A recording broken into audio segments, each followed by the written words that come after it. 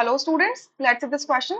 The question says which of the following sets of species does not follow octet rule?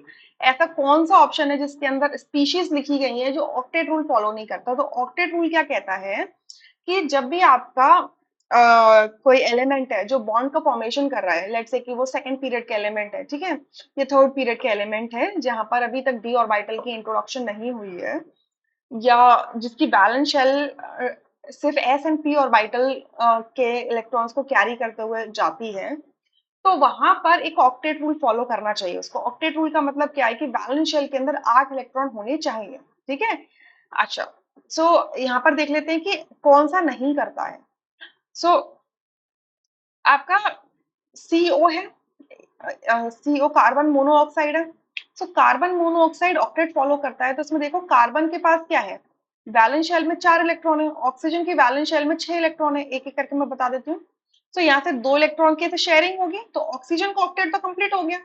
Carbon के octet में अभी 2 electron की कमी है, तो ऑक्सीजन क्या करेगा, अपना लोन पेयर इसको दे देगा, ठीक है। सो इस तरीके से कार्बन का ऑक्टेट भी कंप्लीट हो जाएगा, यानी कि कार्बन पे नेगेटिव चार्ज आएगा, ऑक्सीजन पे पॉजिटिव चार्ज आएगा, इस तरीके से।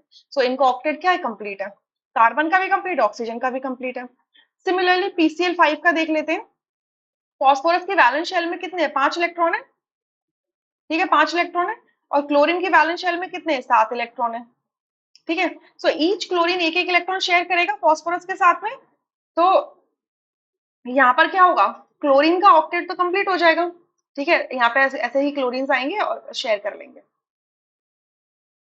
यहाँ पर दिखा देती हूँ, ठीक है, 1 2 3 4 5 6, 1 2 3 4 5 6।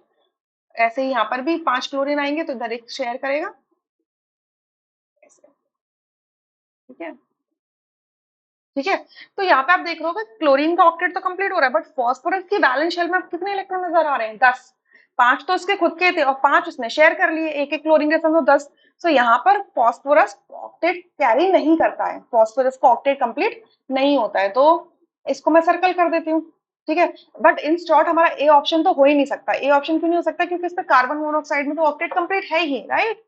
अच्छा, पीसीएल 3 के अंदर देखो, फॉस्फोरस के वैलेंस शेल में 5 इलेक्ट्रॉन है, 3 इलेक्ट्रॉन शेयर करेगा वो 3 मोनोवैलेंट क्लोरीन के साथ में, तो 8 हो गए। तो यहाँ पर तो ऑक्टेट कंप्लीट हो रहा है फॉस्फोरस का, ठीक है, और क्लोरीन का भी हो रहा है, राइट। एलसीएल 3 में देखते हैं, एल्यूमिनियम की वैलेंस शेल में 3 इलेक्ट्रॉन होते हैं। एलसीएल 3 में देखो, तो एल्यूमिनियम की जो वैलेंस शेल है उसके अंदर 3 इलेक्ट्रॉन है, 3 इलेक्ट्रॉन क्या करेगा, वो शेयर करेगा मोनोवैलेंट क्लोरीन के साथ में। तो इसकी वैलेंस शेल में तो कितने हुए, 6 इलेक्ट्रॉन हुए, तो इसका ऑक्टेट भी कंप्लीट नहीं है, क्लियर। अब बी में देखो, आपका कार्बोनिल का कंप्लीट है। B2H6 क्या है, BH3 का डाइमर होता है। तो BH3 क्या होता है, BH3 ऐसे होता है।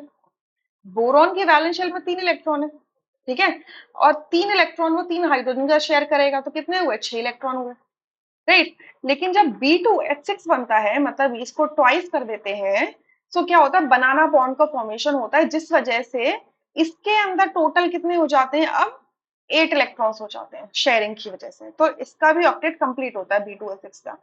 NH3 का भी ऑक्टेट कंप्लीट है। नाइट्रोजन के वैलेंस शेल में 5 इलेक्ट्रॉन, 3 इलेक्ट्रॉन वो हाइड्रोजन के साथ शेयर करेगा, तो 8 इलेक्ट्रॉन। सिमिलरली हाइड्रोजन के भी, हाइड्रोजन के केस में डबलेट होता है, तो डुएट या डबलेट वो कंप्लीट हो जाता है। H2O में भी क्या है, ऑक्टेट कंप्लीट है।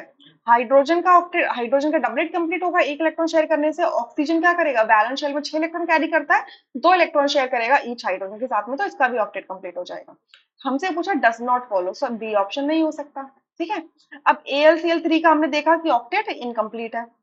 PCl5 का ऑक्टेट इनकम्प्लीट है, सॉरी इनकम्प्लीट नहीं, ओवरफ्लो करता है, इनकम्प्लीट नहीं ओवरफ्लो करता है, ठीक है, 10 इलेक्ट्रॉन हो जाते हैं। BH3 का, जैसे BH3 के में 6 इलेक्ट्रॉन थे, सिमिलरली BF3 के अंदर भी 6 इलेक्ट्रॉन होंगे, तो ये भी क्या इनकम्प्लीट ऑक्टेट है। SF6 का देखते हैं, तो SF6 में देखोगे सल्फर की वैलेंस शेल में कितने हैं, 6 इलेक्ट्रॉन्स हैं, ठीक है, 6 इलेक्ट्रॉन्स हैं। ईच क्लोरीन मोनोवैलेंट होता है और ईच क्लोरीन एक एक इलेक्ट्रॉन शेयर करेगा, तो कितने हो जाएंगे, 6।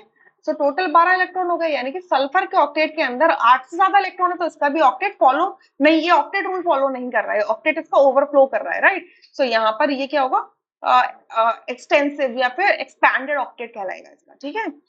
सो यहाँ से सी ऑप्शन मेरा बिल्कुल करेक्ट है, क्योंकि इसमें कोई भी स्पीशी ऐसी नहीं है जो ऑक्टेट रूल फॉलो करता हो। डी ऑप्शन में देखो, डी ऑप्शन के अंदर देखो, H2O फॉलो करता है, NH3 फॉलो करता है, CO2 फॉलो करता है, बट AlCl3 फॉलो नहीं करता है, इस वजह से डी ऑप्शन नहीं हो सकता। सो आपका C option is the correct answer, rest are incorrect. I hope you understood. Thank you.